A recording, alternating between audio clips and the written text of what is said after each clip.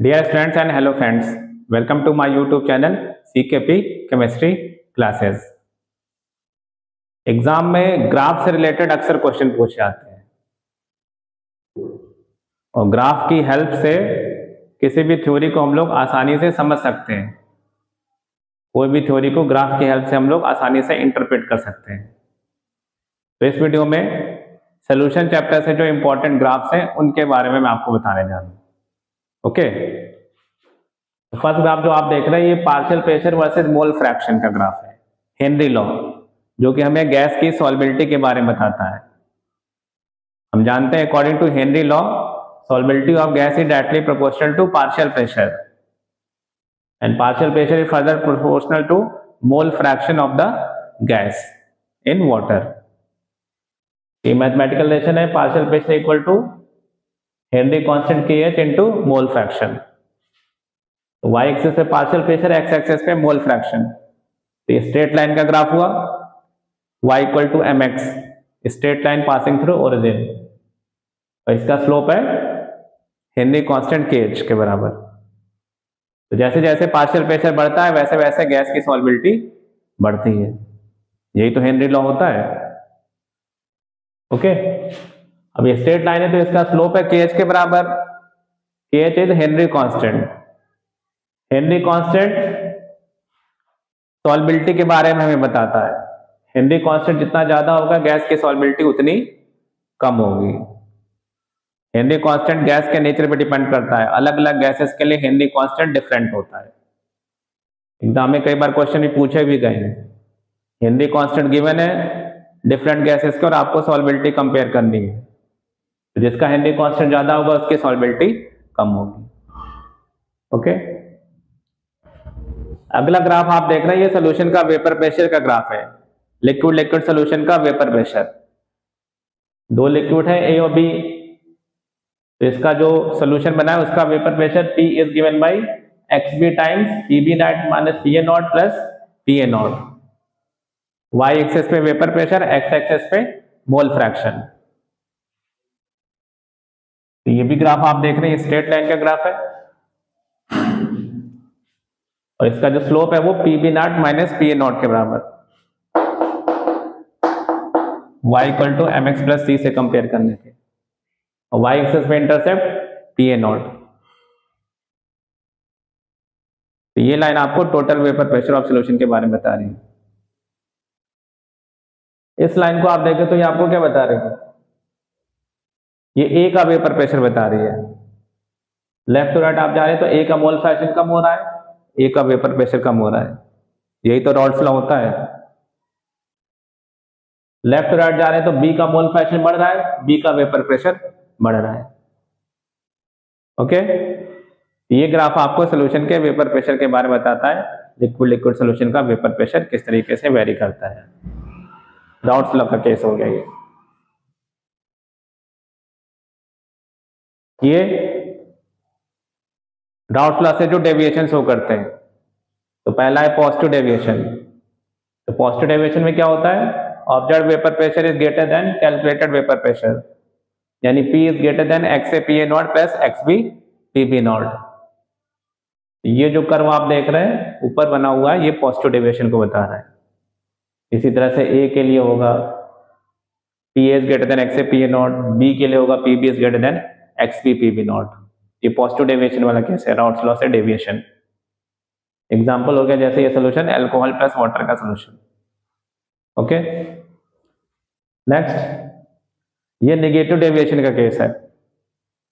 Observed vapour pressure is less than calculated vapour pressure, P is less than XA PA not plus XB PB not. ये आपका total vapour pressure which is less than XA PA not plus XB PB not. तो ये negative deviation, A का vapour pressure less than XA PA not, ये B का vapour pressure less than XB PB not. Example है solution का HNO3 plus H2O। तो ये जो ग्राफ आप देख रहे हैं ये नेगेटिव डेविएशन का है from the Raoult's law. Okay, next graph, ये graph vapour pressure versus mole fraction of solvent का है। जब हम नॉन वोलेटाइल सॉल्यूट ऐड करते हैं प्योर सॉलिड में तो वेपर प्रेशर डिक्रीज हो जाता है, और relative decrease in vapour pressure is equal to mole fraction of solute added, that is the colligative property. यहाँ पे ग्राफ में हम देख रहे हैं कि पहले प्योर सॉल्वेंट था तो वेपर प्रेशर पी नॉट, जब उसमें आपने नॉन वोलेटाइल सॉल्यूट ऐड कर दिया तो सॉल्वेंट का मोल फ्रैक्शन फिर कम हो जाएगा, सॉल्यूट का बढ़ेगा, तो सॉल्वेंट का मोल फ्रैक्शन कम हो रहा है तो वेपर प्रेशर डिक्रीज हो रहा है। ओके, नेक्स्ट ग्राफ में एलिवेशन इन बॉइलिंग पॉइंट के बारे में बताया गया है। ये graph vapour pressure versus temperature का है किसी भी लिक्विड के लिए। ऊपर वाला ग्राफ ये प्योर सॉल्वेंट का है और नीचे वाला ग्राफ ये सॉल्यूशन का है। सॉल्वेंट का वेपर प्रेशर हमेशा ज्यादा होता है। ये जो लाइन आप देख रहे हैं ये vapour pressure equal to 1 atm, vapour pressure 1 atm वाली लाइन यहाँ पे जो कट कर रही है सॉल्वेंट को, इसके corresponding temperature, this is the boiling point of solvent. Boiling point क्या होता है? Boiling point is the temperature when the vapour pressure of the liquid becomes equal to atmospheric pressure. तो 1 atm वाली लाइन जहाँ पे solvent को cut कर रही है उसके corresponding temperature boiling point of solvent, और ये लाइन जहाँ पे सॉल्यूशन को कट कर रही है उसके corresponding temperature, this is the boiling point of solution. तो पहले बॉइलिंग पॉइंट T1 था, नॉन वोलेटाइल सॉल्यूट ऐड करने के बाद अब बॉइलिंग पॉइंट T2 हो गया।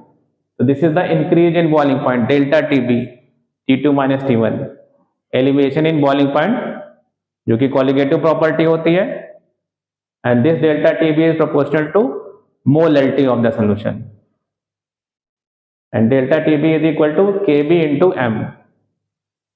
Kb होता है molal boiling point elevation constant जो कि सॉल्वेंट के नेचर पे डिपेंड करता है। ओके, अगला ग्राफ, इसमें colligative property depression in freezing point को दिखाया गया है।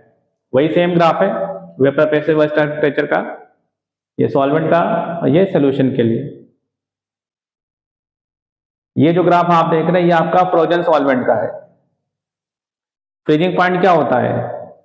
Freezing point is the temperature when the vapour pressure of liquid phase and solid phase becomes equal, यानी जिस टेम्परेचर पे लिक्विड और सॉलिड फेज का वेपर प्रेशर बराबर होता है, that is temperature is freezing point. तो ये जो फ्रोजन सॉल्वेंट है यही सॉलिड फेज हो गया। ये सॉल्वेंट को जहां पे कट कर रहा है तो ये सॉलिड लिक्विड इक्विलिब्रियम हो गया। यहाँ पे जो टेम्परेचर है this is the freezing point of pure solvent, और ये कर्व जहां पे सॉल्यूशन को कट कर रहा है तो सॉल्यूशन के साथ इसका इक्विलिब्रियम हो गया। तो यहाँ पे जो टेम्परेचर है T2, this is the freezing point of solution. तो this is the depression in freezing point delta TF, and this delta TF is also proportional to m, molality of the solution। Sign of proportionality हटता है तो KF आता है। KF is molal freezing point depression constant. ये भी आपका solvent के nature पर डिपेंड करता है। तो ये सभी इंपॉर्टेंट ग्राफ्स हैं जो कि सॉल्यूशन चैप्टर में आते हैं। Okay, and